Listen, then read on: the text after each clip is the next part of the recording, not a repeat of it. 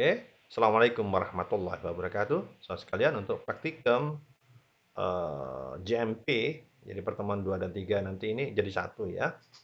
Ini cukup banyak dan cukup berat ya. Kalian harus ke lapangan dan harus mendeskripsikan itu semua. Ya, jadi kalian sudah kunjungan lapangan pada pertemuan pertama kemarin. Eh, Sekarang kita masuk pada bagaimana cara menyusun melakukan JMP dan SSOP. Jadi ini dua skripsi nih. Kalau kalian bisa membuat JMP maka skripsi gampang ya. Karena ini panduannya ya. Bagaimana cara melakukan apa namanya? Analisis JMP, analisis SSOP ya. Kita lihat.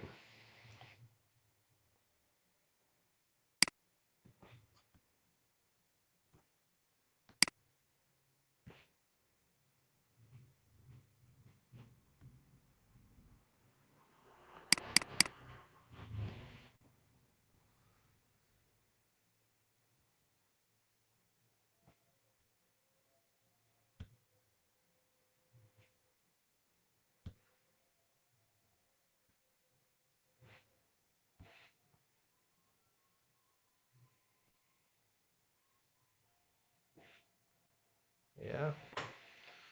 Jadi dalam praktikum ini silakan kalian pelajari uh, panduan tentang peraturan kepala BP POM ya tahun 2012 tentang tata cara pemeriksaan sarana produksi pangan industri rumah tangga.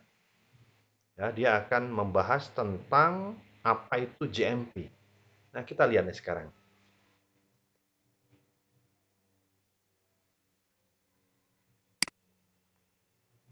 Apa itu JMP ya? Kita lihat ya.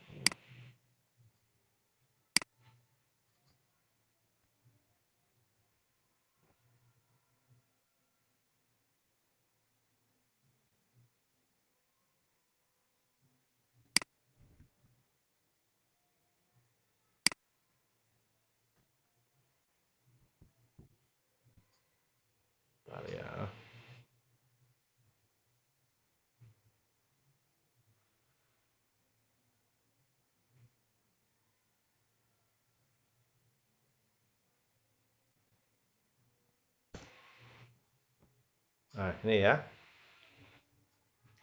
Tentang tata cara pelaksanaan. Ya, ini file sudah saya share juga ya. Nah, kalian wajib membaca ini, wajib ya. Jadi 3 file ini wajib dibaca bagaimana melakukan JMP dan SSOP. Apa itu CPOB? Kalau kemarin kuliah saya menjelaskan Good Manufacturing Practice ya sama. Kalau bahasa Indonesia-nya CPPB, ada CPPOB, cara produksi pangan yang baik, cara produksi pangan olahan yang baik, sama ya. Nah, kita Indonesia ini mudah membuat istilah ya. Prinsipnya sama aja. Sama, enggak berbeda, sama persis ya. Cuman istilah saja sekalian ya.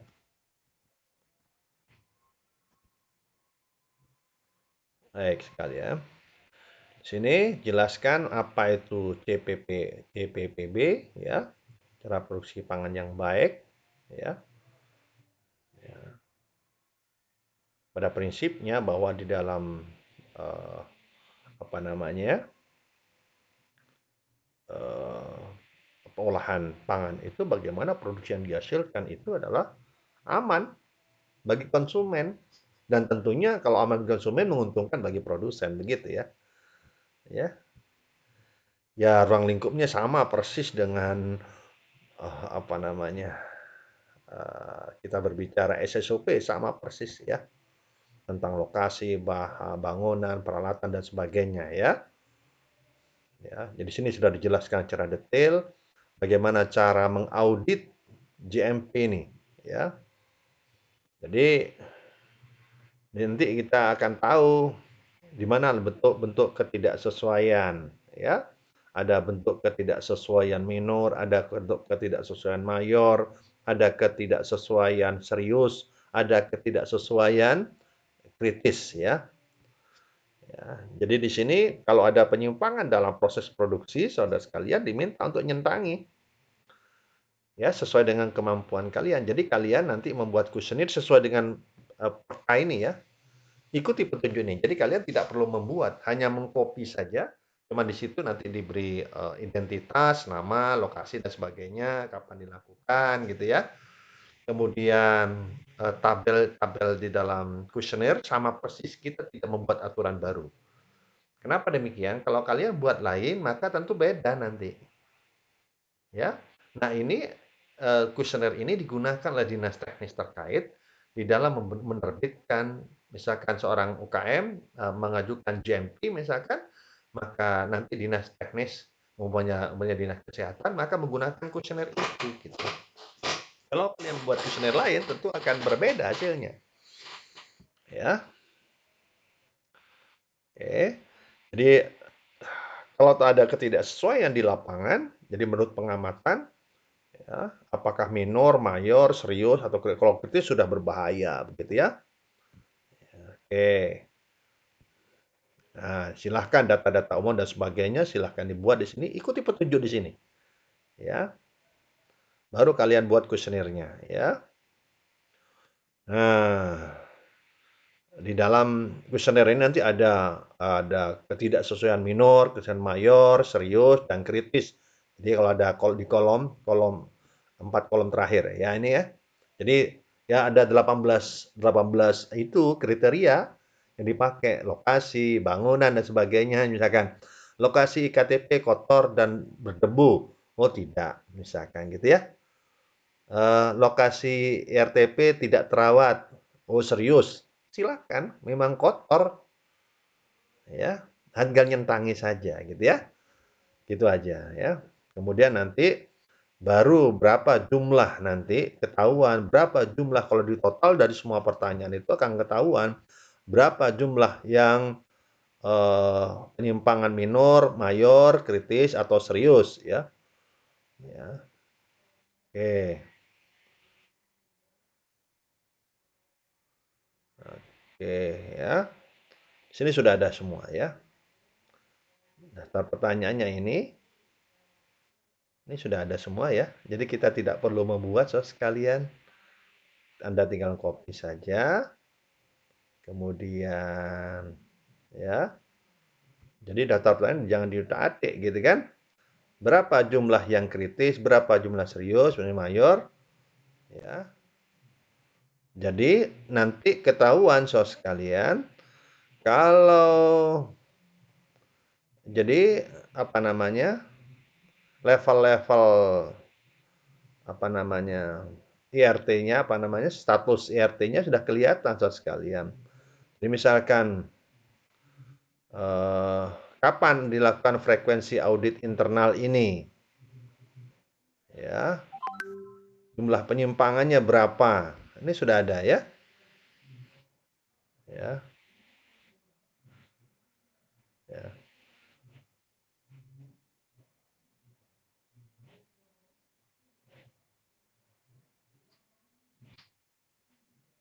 Oke. Kemudian oke, itu ya. Jadi sekalian hanya membuat itu baru kalian ke lapangan, di checklist itu berdasarkan pertanyaan itu tinggal masukkan saja. Ya, kalian yang sebagai seorang pakar. Ya, masing-masing kelompok pasti beda-beda. Ya, nanti tinggal jumlahkan saja nanti ya. Di sini harus tanda tangan pemilik ya, nanti ya. Nah, ya. Oke. Berapa jumlah yang kritis? Ah, jumlahkan di sini. Berapa jumlah yang ini dan sebagainya ya. Oke.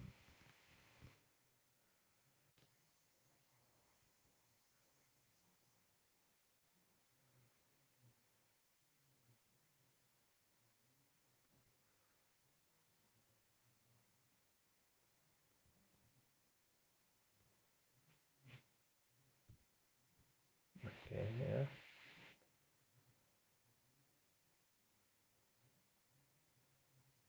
Nah, ini apa namanya? Laporan tindakan koreksi apa yang harus dilakukan. Ya. Ya. Ikut aja petunjuk ini ya. Jadi cukup detail sebenarnya di dalam panduan ini ya. Jadi kalau kalian mau penelitian menggunakan ini sangat mudah sekalian. Ya, sangat mudah.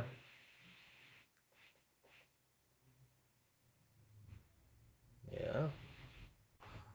Nah, hasil riset, hasil audit kalian ke lapangan, umpamanya berbeda dengan, jadi misalkan kalian penelitian menggunakan GMP ini, berbeda dengan dari dinas teknis yang mengeluarkan itu, terjadi penyimpangan yang jauh, ya mungkin ada realita berbeda. Tidak apa-apa, kita tidak usah takut kalau berbeda hasil auditnya. Ya, anggaplah ini sebagai audit memang ya. Jadi second opinion ya. Oke.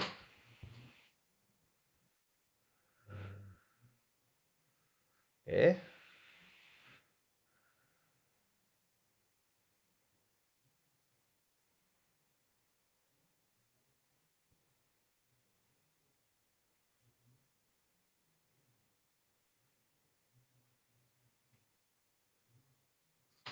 Oke. Kita lanjutkan. Ini sudah selesai ya. Sekarang masuk pada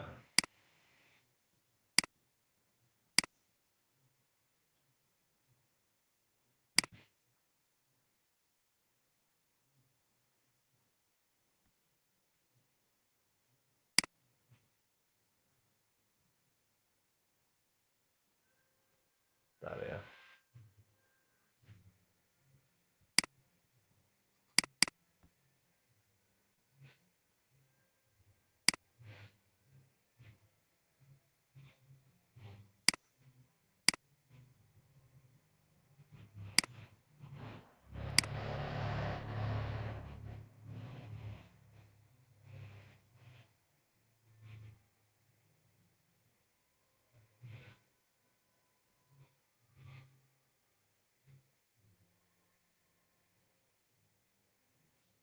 Ya. Jadi ini kembali lagi, susunlah formulir SOP ya, SOP ikuti petunjuk seperti di dalam apa namanya dari kuliah ya, kemarin sudah ada ya dalam kuliah bahwa di dalam menyusun SSOP itu melingkupi ya, scope dari SSOP itu ada 8 ya, ada 8 section ya, menurut FDA. Jadi Food and Drug Agriculture Amerika ya. Indonesia sama persis ya, karena kita mengadopsi itu karena dunia standar ya. Jadi pertama mulai dari es dan bagaimana es yang digunakan dan air yang aman yang digunakan di dalam proses pengolahan. Kalau ini kebetulan perikanan gitu ya. Kemudian kondisi dan cleanliness ya, clean lines, equipment, bagaimana kondisi dan kebersihan dari peralatan yang digunakan, cross contamination control, hand washing ya, sanitizer dan seterusnya. Kemudian produk protection from packaging material, bagaimana cara pengemasannya, aman atau tidak, labeling, storing, dan seterusnya, working health control, apakah ada pengawasan kesehatan karyawan atau tidak, karyawan yang sehat, yang sakit, apakah diperkenankan masuk atau tidak, dan bagaimana cara memproteksi supaya tidak menularkan kepada konsumen, dan seterusnya. Yang terakhir adalah pest control. Kalian bisa mengamati, apakah ada pest control atau tidak ya. Kalau pabriknya terbuka ya susah dah untuk pest control gitu ya. Nah ini saya sekalian, kalian uraikan. Kalian mau penelitian tentang SSOP, ya 8 kunci ini saya sekalian. Menguraikan gimana? Ya menguraikan, mendeskripsikan apa yang ada di lokasi UKM, kemudian memberikan langkah-langkah konkret apa yang harus dilakukan. Itu tidak ada angka-angka sama sekali, tidak ada analisis kuantitatif. Bagi kalian yang mau penelitian kualitatif, monggo. Ya, itu menarik sekali dan sangat aplikatif ya. Jadi penelitian sebenarnya sangat aplikatif dan sangat berguna bagi UKM. Oke, sekalian ya. Jadi kalian lihat materi ini di kuliah saya kemarin, terakhir ya. Baik, saya sekalian. Kembali lagi. Jadi SSOP itu ya, 8 pokok sanitasi. Kalian lakukan kunjungan ke UMKM, ya, ya seperti yang dilakukan pada minggu-minggu sebelumnya, buat laporan, ya, ya lengkapi dengan foto-foto kegiatan. Tentu tidak bisa selesai dalam seminggu 2 minggu, so sekalian, butuh waktu. Nanti silahkan dengan teknisi ya yang ngatur kapan akan dikumpulkan. Yang pasti pekerjaan ini bukanlah pekerjaan sederhana dalam praktikum, karena ini harus ke lapangan dan harus dideskripsikan. Buatlah laporan. Nah, kerjasama tim ini penting. Siapa yang garap SSOP, siapa yang garap JMP, ya, lampirkan semua nanti hasil JMP, apa namanya, apa namanya, kuesioner yang dibuat harus dilampirkan ya. Oke, sementara itu dari saya. Praktikum kali ini, silahkan kalian uh,